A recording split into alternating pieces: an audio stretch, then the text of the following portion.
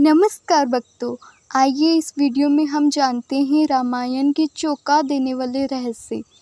रामायण के हर 1000 श्लोक के बाद आने वाले पहले अक्षर से गायत्री मंत्र बनता है।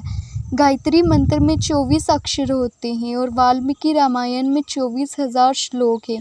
रामायण के हर 1000 श्लोक के बाद आने वाले पहले अक्षर से गायत्री मंत्र बनता है। ये मंत्र इस पवित्र महाकाव्य का सार है।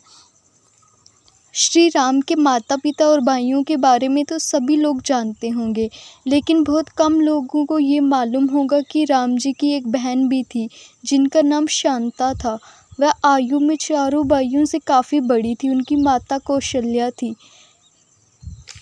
राम जी विष्णु जी के अवतार हैं।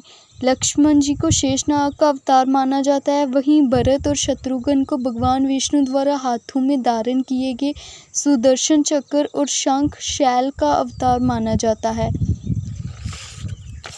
इंद्र के ईर्ष्यालु होने के कारण कुंभकर्ण को सोने का वरदान प्राप्त हुआ था। रावण का छोटा भाई लगातार सोता रहता था और सिर्फ एक दिन खाने के लिए उठता और फिर 6 महीने तक सोता रहता था। एक बार यज्ञ की समाप्ति पर ब्रह्मा जी कुंभकर्ण के सामने प्रकट हुए और कुंभकर्ण से वरदान मांगने को कहा। इंद्र को डर था कि कहीं कुंभकर्ण वरदान में इंद्रासन न मांग ले, अतः उन्होंने देवी सरस्वती से प्रार्थना की कि वह कुंभकर्ण की जीवा पर बैठ जाए, जिसे इंद्रासन के बदले निद्रासन मांग ले।